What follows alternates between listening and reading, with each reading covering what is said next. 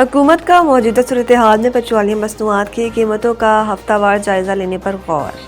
ذرائع کے مطابق وزارت توانائی نے تجاویز پر ورکنگ تیار کر کے وزیر اعظم کو بریفنگ دی، جس کے تحت پیٹرولیم مصنوعات کی قیمت 15 دنوں کے بجائے ہفتہ وار ریوائز کرنے کی تجویز پیش کی گئی۔ اس طرح پیٹرول اور ڈیزل کی قیمتیں انٹرنیشنل مارکیٹ کی مسابقت سے ایڈجسٹ کی جائیں گی۔ ذرائع کا کہنا ہے کہ وزیر اعظم معاشی ٹیم کی مشاورت سے قیمتوں کو ریوائز کرنے کا فیصلہ کریں گے۔ صورتحال سنگین رہنے کی صورت میں وفاقی حکومت کی جانب سے جلد فیصلہ متوقع ہے۔ دوسری جانب وفاقی حکومت کی جانب سے پیٹرولیم مصنوعات کی قیمت ذخیرہ اندوزوں کے خلاف بھی مانیٹرنگ سخت کر دی گئی ہے۔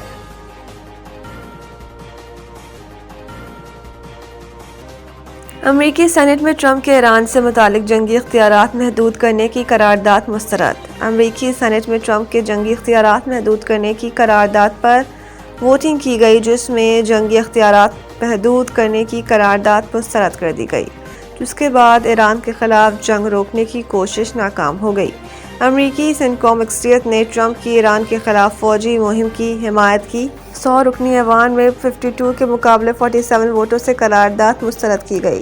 سینیٹ میں ٹرمپ کے جنگی اختیارات محدود کرنے کی قرارداد پر ووٹنگ کی گئی۔ قرارداد کا مقصد صدر ٹرمپ کا ایران میں مزید فوجی کارروائی سے روکنا اور کسی بھی کارروائی کے لیے کانگریس سے پیشگی منظوری کو لازمی قرار دینا تھا۔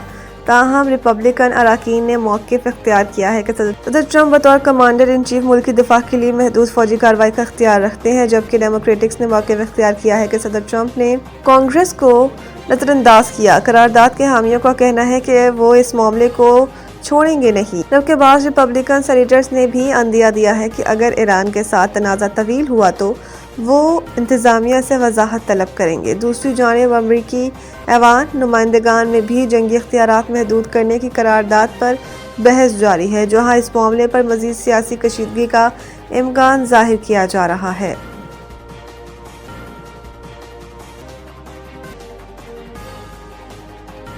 عراقی کردوں نے ایران پر زمینی حملہ شروع کر دیا، امریکی حکام کا دعویٰ۔ امریکی حکام نے دعویٰ کیا کہ ایران پر عراقی کردوں نے زمینی حملہ شروع کر دیا ہے۔ امریکی ٹی وی سے بات کرتے ہوئے ایک اہلکار نے کہا ہے کہ 1000 عراقی کردوں نے ایران کے خلاف زمینی کارروائی شروع کر دی ہے اور ہزاروں کرد سرحد پار کر کے ایرانی علاقوں میں داخل ہو گئے ہیں۔ نیو یارک ٹائمز کا کہنا ہے کہ امریکی CIA کی جانب سے کردوں کو اسلحہ فراہم کیا جا رہا ہے۔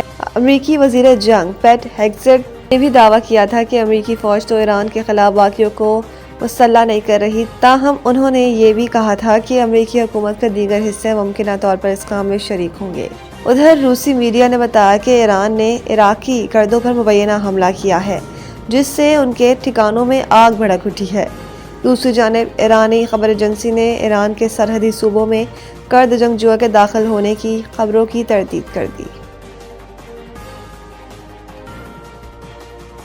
توشہ خانہ 2 کیس میں عمران خان اور بشریٰ بی بی کی اپیلوں پر آفس اعتراضات۔ عدالت کی اہم ہدایات جاری۔ جسٹس خادم حسین سومرو نے بانی اور بشریٰ بی بی کی جانب سے دائر متفرق درخواست پر سماعت کی۔ بیرسٹر سلمان صفدر بانی اور بشریٰ کی جانب سے عدالت کے سامنے پیش ہوئے۔ وکیل سلمان صفدر نے دلائل میں کہا کہ معذرت چاہتا ہوں، دوبارہ آپ کے پاس آنا پڑا۔ کچھ اعتراضات آفس نے لگائے تھے، میں نے اپیل وقت پر دائر کی۔ 20 دسمبر کو سزا کا فیصلہ ہوا، 29 دسمبر کو اپیلیں دائر کی اور اپیلیں دائر کرتے ہوئے مصدقہ نقل فیصلے کی اپیل کے ساتھ لگائی تھی۔ بیرسٹر سلمان صفدر نے کہا ہے کہ آفس نے اعتراضات کے حوالے سے ہمیں کچھ نہیں بتایا تھا۔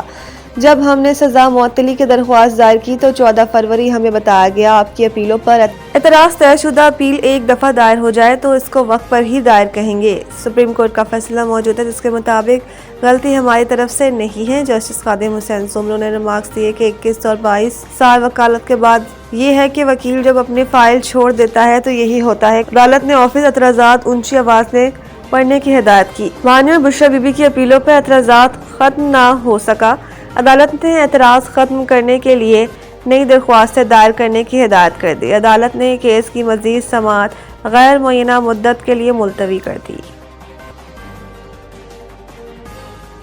Hockey World Cup qualifier, Pakistan کو سیمی فائنل میں جاپان کا چیلنج درپیش۔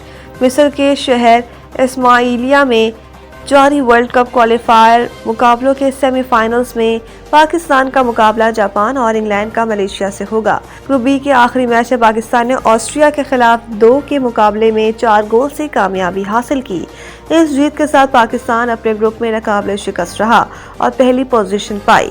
کپتان عماد بٹ نے سیمی فائنل میں بھی شاندار کارکردگی دکھانے کا عزم کیا۔ انہوں نے اس جیت کا credit chairman P C B Mohsin Naqvi اور حکومتی سرپرستی کو دیتے ہوئے واضح کیا کہ نئے کوچنگ سٹاف کی تقرری سے ماحول بہت اچھا ہوا ہے اور تمام لڑکے 100% کارکردگی پیش کر رہے ہیں۔ عماد بٹ نے کہا کہ سیمی فائنل کی اہمیت کا اندازہ ہے، اس لیے پورا زور لگا کر ورلڈ کپ میں کوالیفائی کر کے قوم کو تحفہ دیں گے۔ ہاکی ورلڈ کپ رواں سال 15 اگست سے ہالینڈ اور بیلجیم میں شیڈول ہے۔